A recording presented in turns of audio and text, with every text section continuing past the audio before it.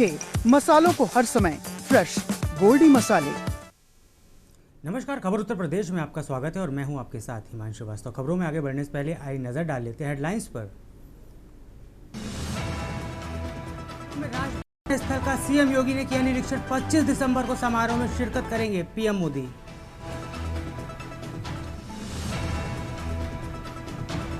PSC स्थापना दिवस पर सीएम योगी बोले, यूपी के आत्मविश्वास का कारण अनुराग राज। राहुल गांधी के खिलाफ केस की सुनवाई अब लखनऊ की अदालत में होगी। हाईकोर्ट टेस्ट ट्रांसफर की अर्जी मंजूर की। नेशनल हेराल्ड मामले में कांग्रेस का प्रदर्शन। अजय राय बोले, सरकार की तानाशाही हम बर्दाश्त नहीं करेंगे। आईपीएल नीलामी में प्रशांत वीर ने रचा इतिहास। प्रशांत वीर के पिता से स्मृति ईरानी ने की बात, घर आकर मुलाकात कर दिया भरोसा।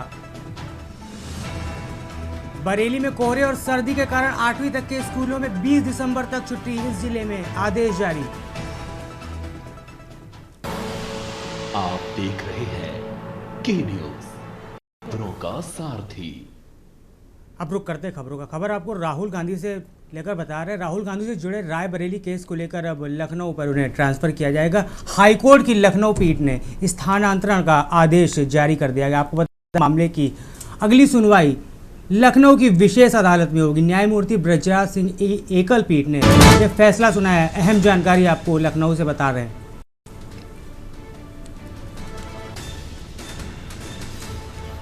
एस विघ्नेश सिसर ने याचिका दाखिल की थी।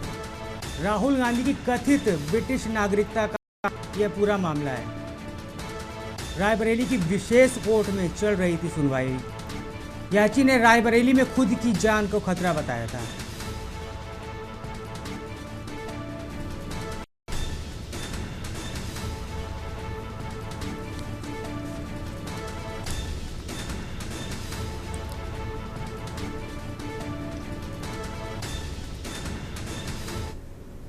एक और अहम जानकारी आपको लखनऊ से बता रहे हैं, जहां सीएम के विजन के चलते सशक्त होगा एक जनपद एक उत्पाद कार्यक्रम।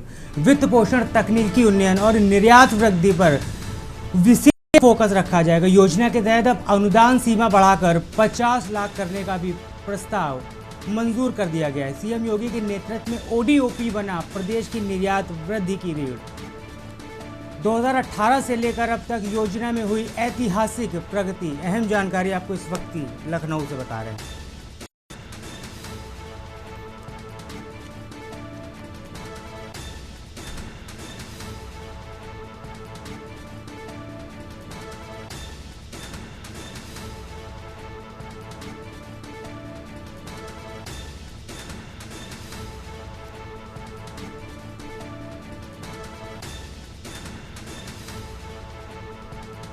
एक और अहम जानकारी आपको लखनऊ से ही बता रहे हैं, जब माघ मेले की स्मार्ट और हाईटेक हुई विद्युत आपूर्ति व्यवस्था। पहली बार स्कैन टू फिक्स तकनीकी का इसमें इस्तेमाल हो गया। स्कैन टू फिक्स तकनीकी के तहत बिजली के पोल्स पर लगेंगे 15,000 बारकोड्स। सोलर हाइब्रिड प्रकाश व्यवस्था से 24/7 रोशन रहेंगे। संगम के सभी स्नान घाट और चौराहे पर 500 सोलर लाइट्स और 25,000 LED लाइट्स लगाई जाएंगी।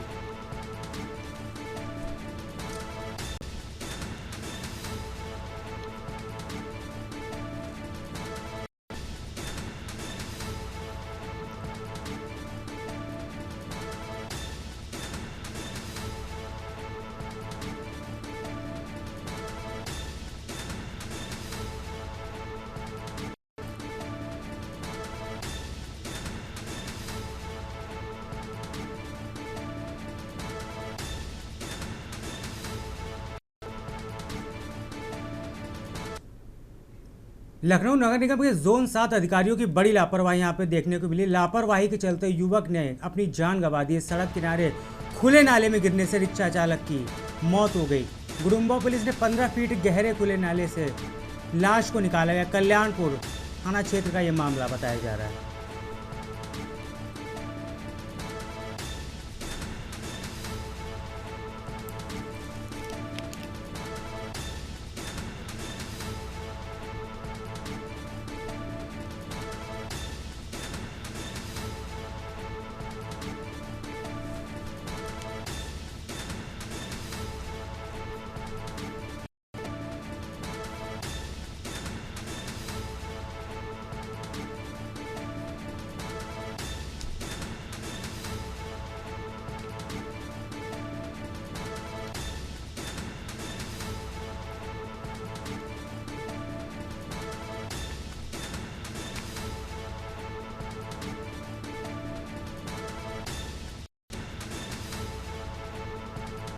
खबर आपको पीलीभीत से बताने जा रहे हैं, जहां पुलिस ने 3 शातिर चोर गिरफ्तार किए हैं। गिरफ्तार आरोपियों के पास से लूट का माल भी बरामद किया गया। पुलिस ने तमंचा और कारतूस को बरामद किया। मुखबिर सूचना पर पुलिस को यह बड़ी सफलता हाथ लगी। पुलिस ने गिरफ्तार तीनों चोरों को जेल भेज दिया है। अमरिया थाना क्षेत्र का यह पूरा मामला बताया जा रहा है।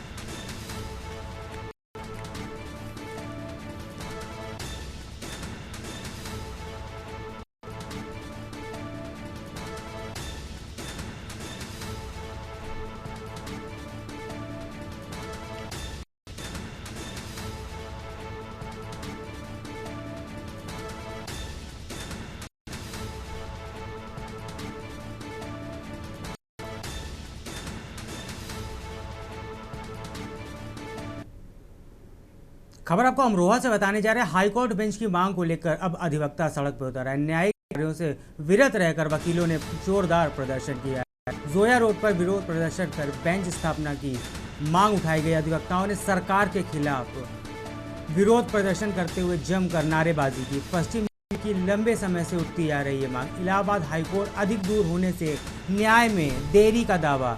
मांग पूरी न होने पर अधिवक्ताओं ने आंदोलन जारी रखने का ऐलान किया है। अहम जानकारी आपको अमरोहा से बता रहे हैं।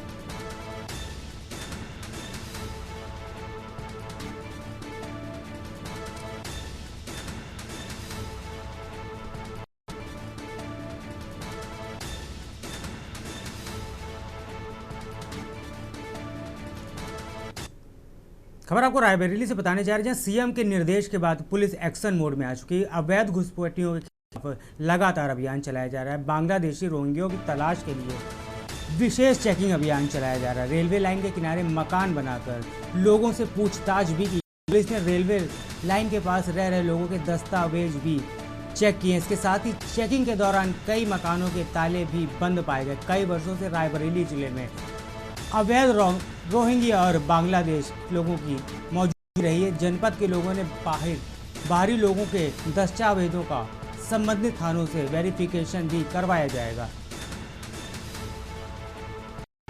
वहीं सीओ सिटी ने जानकारी दी है कि यह चेकिंग अभियान आगे भी इसी तरह जारी रहेगा।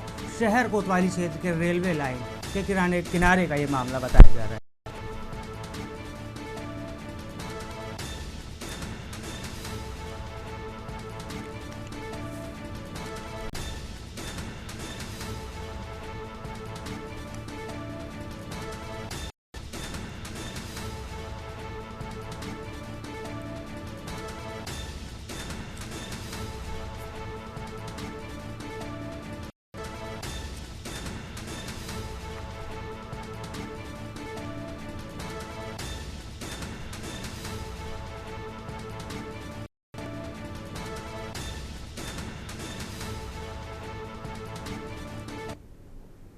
खबर आपको अमरोहा से बताने जा रहे हैं, जहां दबंगों के हौसले लगातार बुलंद देखे जा रहे हैं। खेत की मेड़ को लेकर महिला पर दबंगों ने हमला कर दिया। नौगावा सादात थाना क्षेत्र में रामगढ़ सफेद का यह पूरा मामला बताया जा रहा है। मेड़ काटने से रोकने पर महिला के साथ जमकर दबंगों ने मारपीट की और नीचे गिरा महिला को जमकर पीटा है। जाति सूचक गालियां देने और कपड़े फाड़ने तक के भी गंभीर आरोप लगे। महिला को गंभीर चोटें भी इसमें आई है। गांव वालों ने किसी तरह महिला को बचाया। आरोपियों ने पूरे परिवार को जान से मारने की धमकी भी दी है।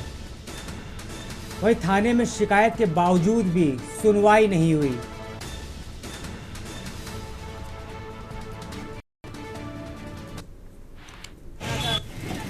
हम क्यों कर रहे थे अपने, हमारी कहीं से कहीं भी सुनवाई नहीं चल रही। हम अभी इंसाफ दिलवाओ। इन लोगों ने मारपीट करी आपके साथ? आधा बनो। कौन कौन लोग हैं वो? है एक मुन्ना है। प्रदेश की राजधानी लखनऊ को जल्द एक नया ऐतिहासिक लैंडमार्क मिलने जा रहा है। सीएम योगी आदित्यनाथ ने आज लखनऊ के राष्ट्रीय प्रेरणा स्थल का निरीक्षण किया। आगामी 25 दिसंबर को पूर्व प्रधानमंत्री अटल बिहारी जी की जयंती पर प्रधानमंत्री नरेंद्र मोदी इस भव्य स्थल का उद्घाटन करेंगे। यह स्थल न केवल लखनऊ बल्कि देश के प्रमुख पर्यटक और प्रेरणा केंद्रों में से एक बनेगा।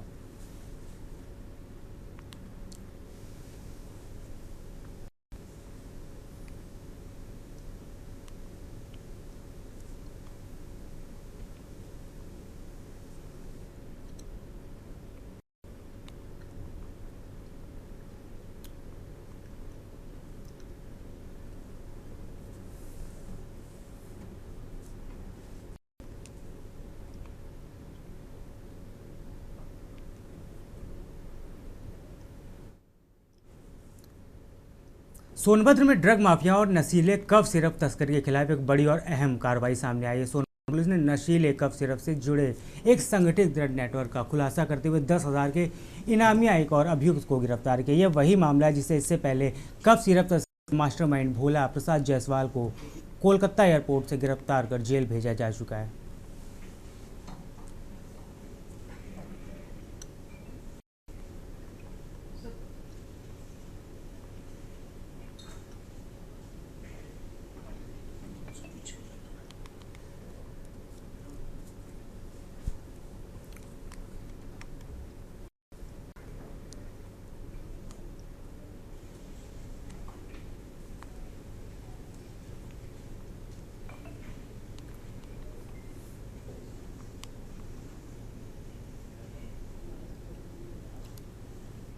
कानपुर में साइबर ठगों ने केस्को के retired superintendent engineer Ramesh Chandra और उनकी पत्नी को 59 दिन तक डिजिटल अरेस्ट कर 53 लाख रुपए ठग लिया। आरोपियों ने खुद को सीबीआई व पुलिस का अधिकारी बताकर जेट एयरवेज की 538 करोड़ रुपए की मनी लॉन्ड्रिंग केस में फंसाने की भी धमकी दी है। कहा गया उनके आधार से खरीदे गए सिम से मुंबई की एक युवती को कॉल की गई, जिससे परेशान होकर उसे जान दे दी। ठगों ने दंपत्ति को घर में नजरबंद रहने और बैंक खाते, पीपीएफ लॉकर व मोबाइल सर्विलांस पर होने का डर भी दिखाया।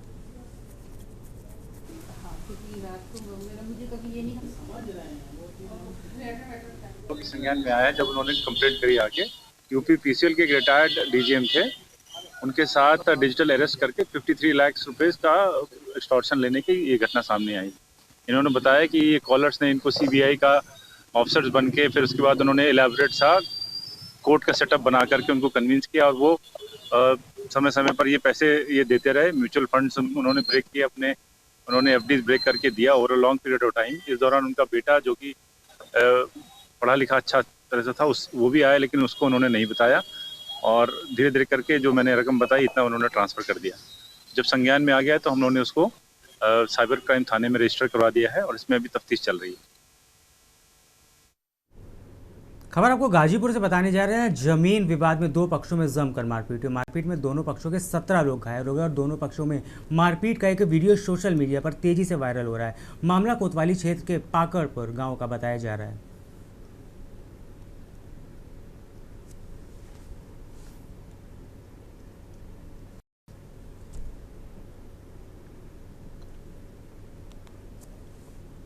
क्षेत्र कोतवाली अंतर्गत पाकड़पुर गांव में रहने वाले दो पक्षों में आपस में विवाद हुआ है। एक अंकित पक्ष हैं और एक राधेश्याम पक्ष। इन लोगों में आपस में मारपीट हुई। इसमें लगभग 1 दर्जन के आसपास लोग घायल हैं। इनके द्वारा तहरीर दी गई है, प्राप्त कर ली गई है। थाना कोतवाली के द्वारा मुकदमा दर्ज किया जा रहा है और इसमें 4 लोग जो आरोपित हैं, राधेश्याम, अभिमन्यु, सर्वदेव और प्रवीण, इनको हिरासत में लिया गया है। गंभीर धाराओं में मुकदमा पंजीकृत किया जा रहा है और जो गिरफ्तार लोग हैं उनको न्यायिक अभिरक्षा में भेजा जाएगा शीघ्र ही और अन्य लोगों की भी गिरफ्तारी सुनिश्चित की जाएगी। भगवान श्री राम की तपोभूमि चित्रकूट में गायत्री परिवार द्वारा आयोजित 151 कुंडी गायत्री महायज्ञ का भव्य कलश यात्रा के साथ शुभारंभ हुआ है। चित्रकूट के सभी अखाड़ों के निशानों और मनमोहक झांकियों के साथ हजारों की संख्या में महिलाएं और पुरुष भव्य कलश यात्रा में शामिल हुए।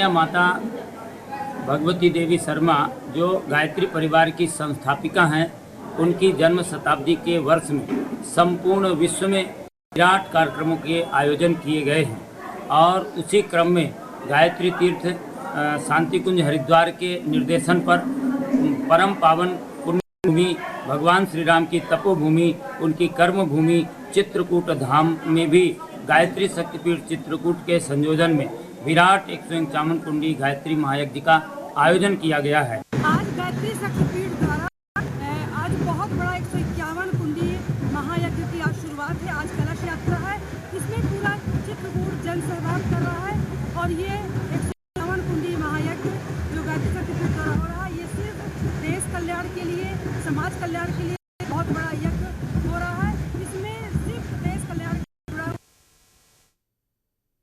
किसानों से बिचौलियों द्वारा हो रही खाद की कालाबाजारी को लेकर लगातार नाराजगी सामने आ रही है और इसी मुद्दे पर आयोजित त्वरित मक्का विकास कार्यक्रम में शामिल होने HBTU पहुंचे प्रदेश के कृषि मंत्री सूर्य प्रताप शाही ने किसानों से सीधा सवाल किया। कार्यक्रम के दौरान किसानों ने मंत्री से कहा कि उन्हें खाद सरकारी दर से कहीं अधिक कीमत पर खरीदनी पड़ रही। सवाल पर पहले तो मंत्री ने मामले की जानकारी न होने की बात की, लेकिन इसी दौरान मौके पर मौजूद कुछ किसानों ने आगे आकर अपनी पीड़ा रख दी। देखिए, आज यहाँ पर राज्य स्तरीय त्वरित मक्का विकास कार्यक्रम की गोष्ठी यहाँ पर कानपुर में HBTU में आयोजित की गई है, क्योंकि विगत वर्षों में कानपुर क्षेत्र के भीतर जायद में किसानों ने विशेष रूप से कानपुर देहात, फिर कन्नौज, इटावा, औरैया, इन सब क्षेत्र पर बड़े पैमाने पर मक्के की फसल लगाना शुरू किया है। इस नाते इस गोष्ठी का आयोजन यहाँ पर किया गया है। योगी आदित्यनाथ जी की सरकार ने 2023-24 में इस बात का फैसला लिया कि हम राज्य स्तर से संसाधनों के द्वारा त्वरित मक्का विकास कार्यक्रम संचालित करेंगे। वहाँ कोई धान खरीदारी नहीं हो रही है, किसानों का मतलब रजिस्ट्रेशन हो रहा है और जो बड़ा आदमी है उसी का कोई खरीद नहीं रहा धान। जो 2400 रुपए मक्के के रेट निर्धारित हुए वो मिल रहे हैं? नहीं मिले हैं। कितने रुपए में खरीदा जा रहा है? अब इतने 1700 रुपए के खरीदा जा रहा है। ऑनलाइन आपने शिकायत की थी? हाँ, शिकायत किए थे मगर ऑनलाइन का अलग अलग DD साहब से शिकायत करिए आप। ऑनलाइन माने नहीं माने। किस जिले से आए, क्या नाम है? उन्नाव जिले से। मंत्री जी थे। मंत्री DD साहब से मतलब आप शिकायत करें, लिख के दीजिए, हमको वो करेंगे। चला छोटे से ब्रेक का, जल्द लौटेंगे। ब्रेक के बाद आपका स्वागत है। खबर 12 बजे नहरों की टेल तक सफाई न होने के कारण किसानों में नाराजगी है। भाकियों के जिला अध्यक्ष निहाल अहमद सिद्दीकी की अगुवाई में किसानों ने जिला अधिकारी व अधियासी अभियंता को ज्ञापन सौंपकर किसान हित में नहरों की टेल तक सिल्ट सफाई की मांग की है।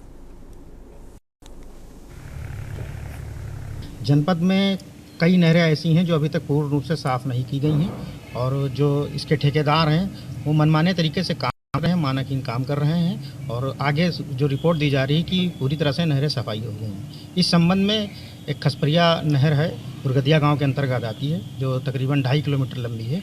उसमें आधा किलोमीटर की सफाई करके 2 किलोमीटर ऐसे ही छोड़ दिया गया। इसी तरह की जनपद में कई नहरें हैं, जिस संबंध में आज हम लोग ने जिलाधिकारी महोदय को मिलकर जिलाधिकारी महोदय के पहुँच ज्ञापन प्रस्तुत किया गया है।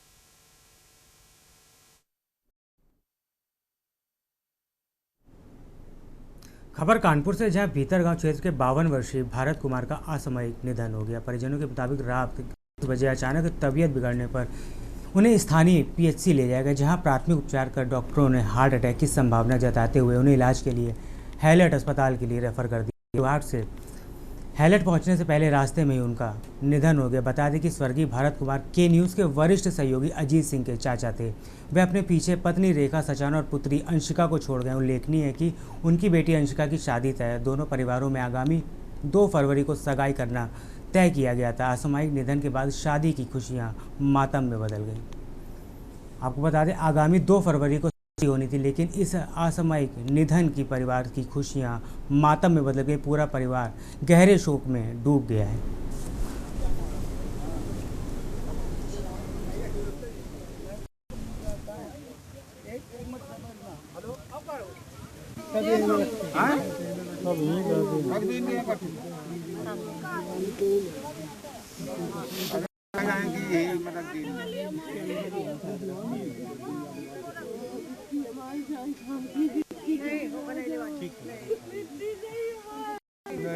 मंगा रहे हैं।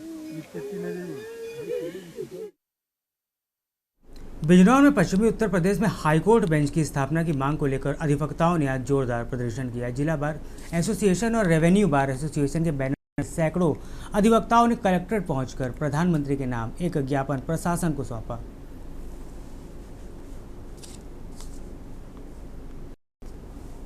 81 से हाई कोर्ट बेंच पश्चिमी उत्तर प्रदेश में स्थापित हुई, ये मांग चली आ रही है। ये बहुत लंबा आंदोलन है, विश्व के इतिहास में इससे लंबे आंदोलन नहीं हुए हैं, लेकिन सरकार ने आज तक हमारी नहीं सुनी है। इस बार हम हाई कोर्ट बेंच की स्थापना के लिए सांसदों का घेराव कर रहे हैं। हमने भी घेराव किया था अपने सांसद का, जिन्होंने हमारी मांग को लोकसभा में भी उठाया। अब हम चाहते हैं कि सरकार हमारी इस मांग को जल्द से जल्द पूरा करे। इसी परिप्रेक्ष्य में आज हमारे 22 जिले न्यायिक कार्य से है और सब जगह बंद का आह्वान है। समर्थन। खबर जालौन से, जहां शहर कोतवाली क्षेत्र में देर रात 37 वर्षीय महेंद्र जाटव निवासी बगौरा की ईंट से पीट कर निर्मम हत्या कर दी गई। घटना की सूचना मिलते ही पुलिस मौके पर पहुंची और शव को कब्जे में लेकर पोस्टमार्टम के लिए भेज दिया। पुलिस ने त्वरित कार्रवाई करते हुए मामले में 2 लोगों को हिरासत में ले लिया। प्रारंभिक पूछताछ में आपसी विवाद की आशंका जताई जा रही है। फिलहाल मामले की जाँच जारी है। आज दिनांक 17/12/2025 को आवेदक दीपक जाटव द्वारा कोतवाली उरई पर तहरीरी सूचना दी गई कि वादी के भाई महेंद्र जाटव उर्फ बाबा पुत्र भोगीलाल उम्र 35 वर्ष निवासी बगौरा थाना कोतवाली उरई को जीसान राजा अल्ताफ अपने साथ ले गए, जिन्होंने मेरे भाई महेंद्र की हत्या कर दी है। इस सूचना पर क्षेत्राधिकारी नगर प्रभारी निरीक्षक कोतवाली उरई मैं पुलिस बल के पर तत्काल पहुंचकर घटनास्थल का निरीक्षण किया गया। घटना हुई हमारे भाई की मर्डर कर हो गया। कौन लोग? कुछ अज्ञात में हैं और 2 लोग पकड़े गए जो नाम है। अच्छा, कहाँ का मामला है? बगौरा। कब की घटना है? ये रात की घटना है। अच्छा, कितने लोग थे? इसमें 4-5 लोग थे। कितने लोग पकड़े गए? 2 लोग पकड़े गए। क्या कह के गए, लेके गए थे भाई को? भाई को लिवा गए थे, चले जरा शाम। हम लोग को रात में 2 बजे पुलिस ने सूचना दी। किस प्रकार हत्या की? पथरी से कुचल गया। कारण क्या रहा? कारण पता नहीं है। एटा जनपद में आवागढ़ थाना क्षेत्र में सांप्रदायिक सौहार्द बिगाड़ने की कोशिश करने वाले के शातिर अभियुक्त को पुलिस ने घटना के महज 24 घंटे के भीतर गिरफ्तार कर लिया है। आरोपी ने धार्मिक भावनाओं को आहत करने के उद्देश्य से मंदिर की मूर्तियों को क्षतिग्रस्त कर दिया था। बीते दिन आवागढ़ थाना क्षेत्र के नगला किशन नगर में एक मंदिर के अंदर घुसकर अज्ञात शरारती तत्व ने मूर्तियों को खंडित कर दिया था। घटना का पता तब चला जब मंदिर के पुजारी संध्या बंदना के लिए वहां पहुंचे।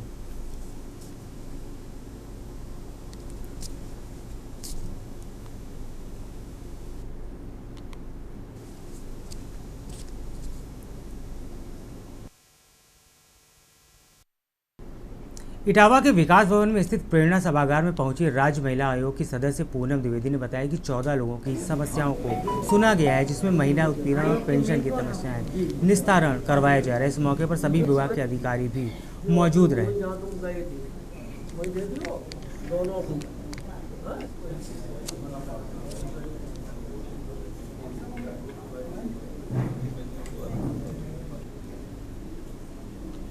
देखिए, ऐसा है कि मुकदमा पंजीकृत होते हैं, कुछ धाराएं ऐसी होती हैं जिनमें तुरंत गिरफ्तारी होती है। अब वो एप्लीकेशन में कौन सी धारा बनती है और पुलिस वाले उसी हिसाब से धारा लगाएंगे। किसी में गिरफ्तारी तुरंत होती है, हीनियस क्राइम में उनमें तुरंत गिरफ्तारी की धारा नहीं बनती होगी, जांच के बाद गिरफ्तारी की धारा बनती होगी। तो इस तरीके से होता होगा, वो अपना जैसा कानून होता है उस हिसाब से काम करते हैं।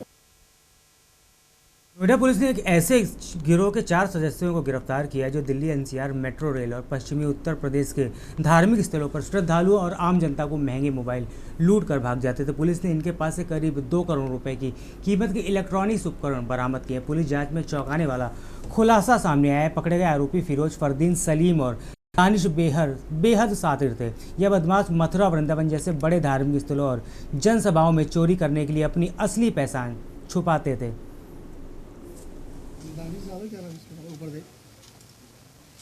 जनपद गौतम बुद्ध नगर में अपराध एवं अपराधियों के खिलाफ लगातार अभियान चलाया जा रहा है। इसी क्रम में सीपी मैम के तक निर्देशन में एडीसीपी नोएडा और एसीपी 2 और हमारा जो फेज 1 थाना है, ये सारी टीमें इन्होंने लगाई थी। लगातार इस क्षेत्र में जो मोबाइल स्नैचिंग की घटनाएं हो रही थी, उसको देखते हुए स्पेशल टीमें लगाई गई थी। इसमें एक पूरा गैंग पकड़ा गया है जो लगातार क्षेत्र में मोबाइल स्नैचिंग किया करता था। इसमें मुख्य रूप से फिरोज, फरदीन और सलीम ये अपराधी हैं जो मोबाइल स्नैचिंग का काम करते थे। और जो इसका मास्टरमाइंड है दानिश, वो मोबाइल को खरीदता था, वहाँ पे इकट्ठा करता था अपने दुकान से सारे मोबाइलों को और ऑन डिमांड मोबाइल को सप्लाई किया करता था, या जो महंगे मोबाइल है उनके पार्ट्स को निकाल के सप्लाई किया करता था। खबर उत्तर प्रदेश में फिलहाल इतना ही। आप बने रहिए के न्यूज़ इंडिया के साथ। नमस्कार।